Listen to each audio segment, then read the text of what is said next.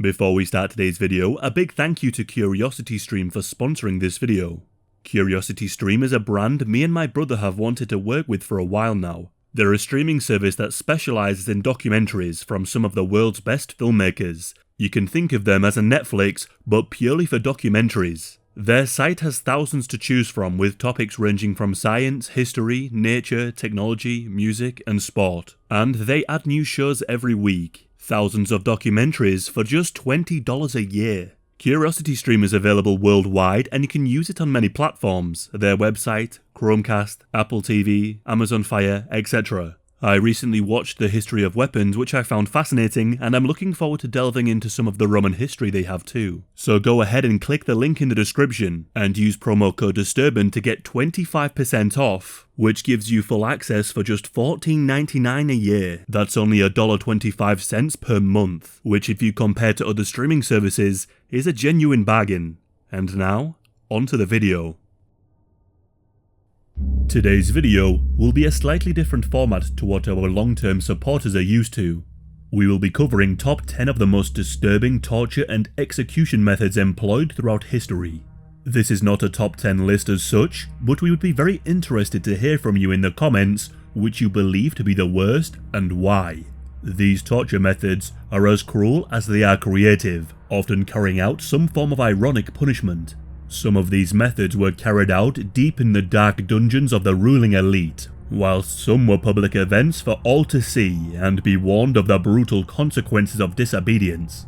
Up first is lynching, otherwise known as death by 1,000 cuts. It is likely a phrase you have heard of, but the practice of lynching is a particularly gruesome torture method. Its origins can be traced as far back as the 9th century BC, and it was used until the early 1900s. It was reserved for the crimes deemed most heinous, such as high treason, murder, but on occasion it would be used for lesser offences. The victim would be tied to a stake in the open for all to see. Small pieces of flesh would be cut away with the sharpest of blades. Not enough as to cause massive bleeding, but through this process being repeated as many times as possible so the victim would be subject to a long period of suffering.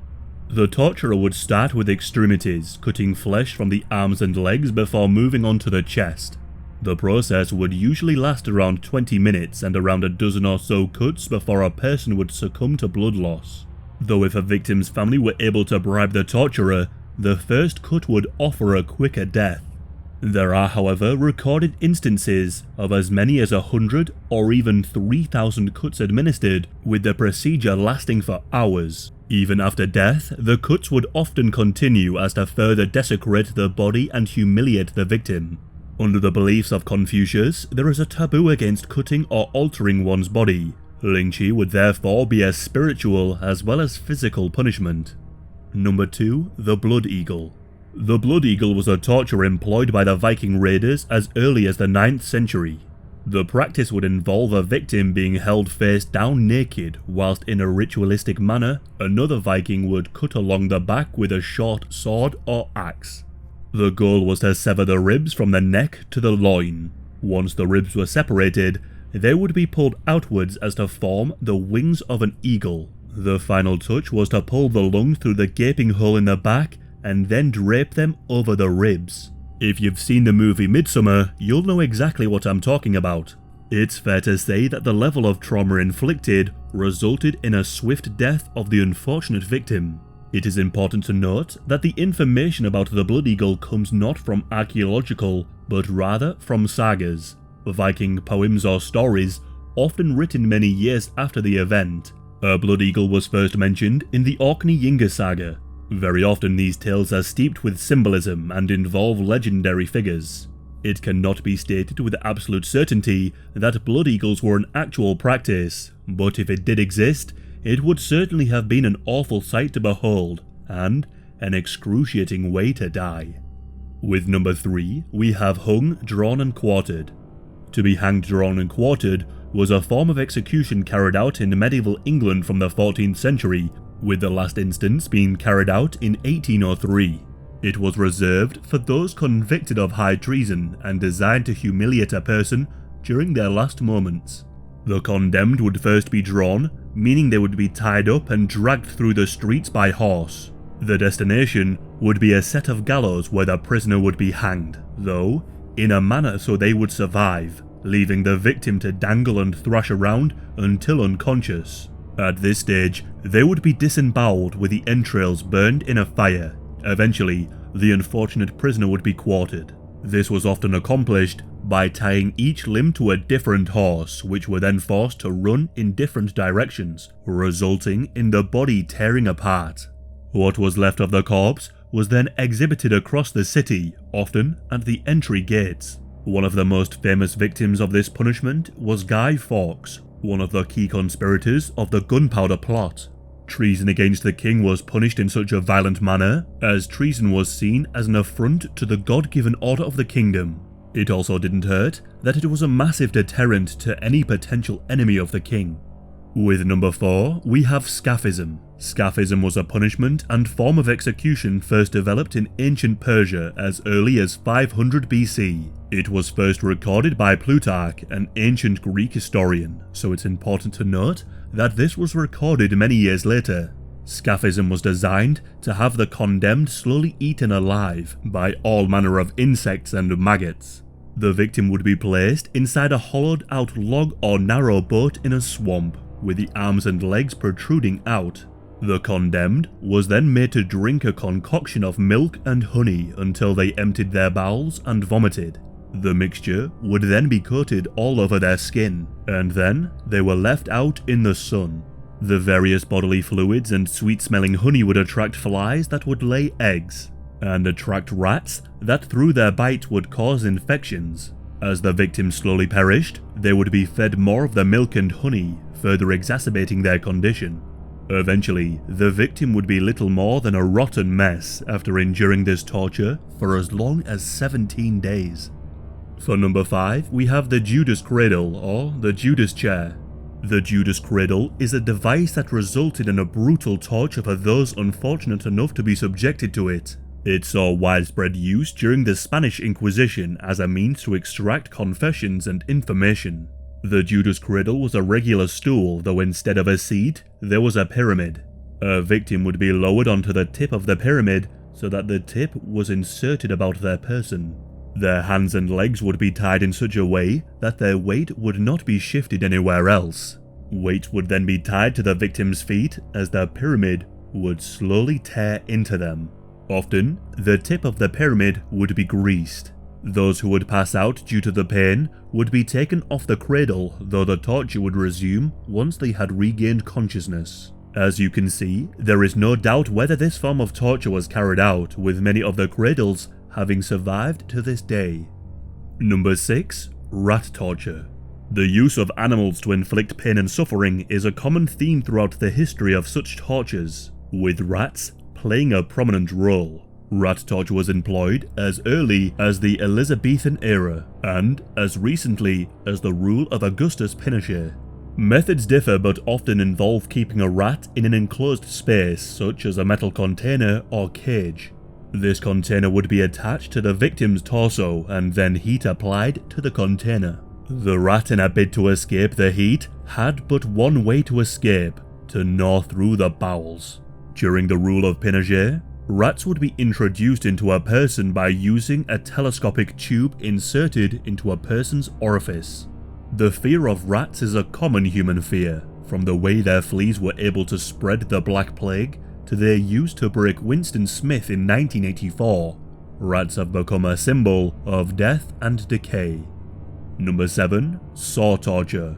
Saw torture might bring some of you to think of the movie franchise and the sadistic and complex tortures employed, but throughout human history and across all cultures, many have been sentenced to death by sawing. The execution was usually done in public, with the victims often rebels or people going against the status quo, such as early Christian preachers.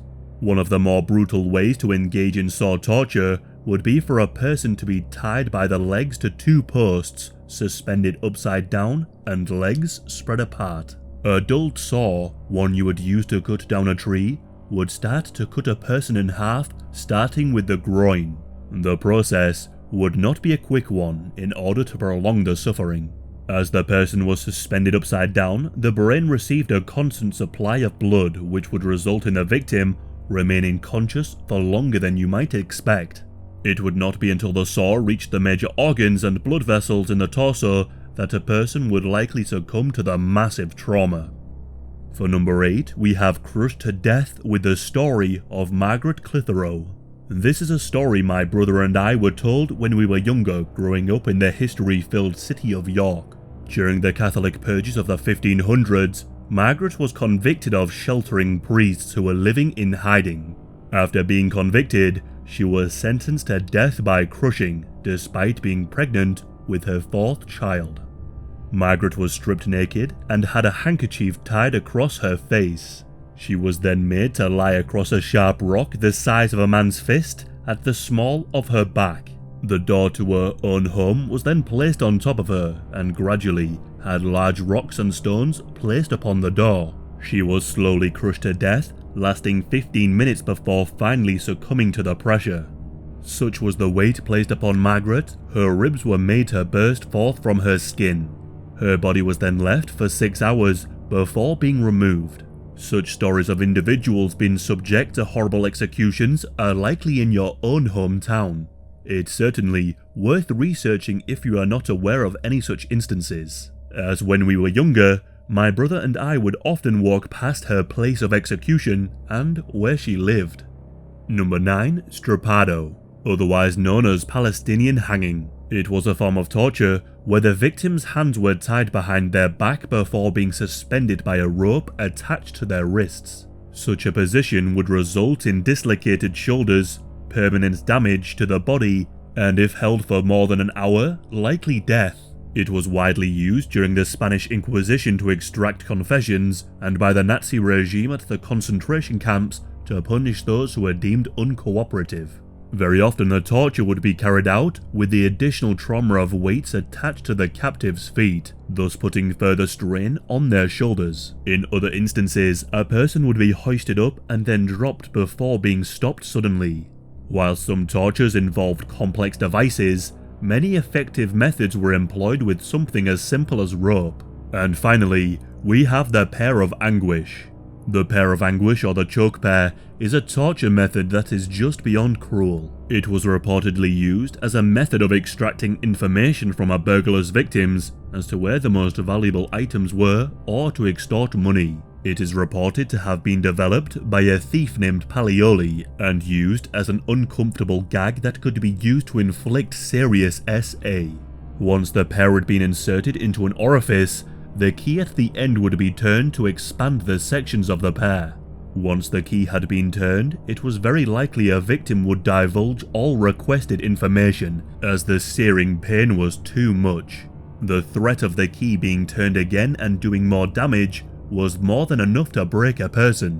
What's more, the key could be removed, locking the position of the pear in its expanded position, allowing the extorter to demand more for the return of the key, as it would be incredibly difficult or painful to remove the pear of anguish without it. Whether or not the pear of anguish was used to brutally torture political prisoners, or whether it was used as a form of execution, seems unlikely.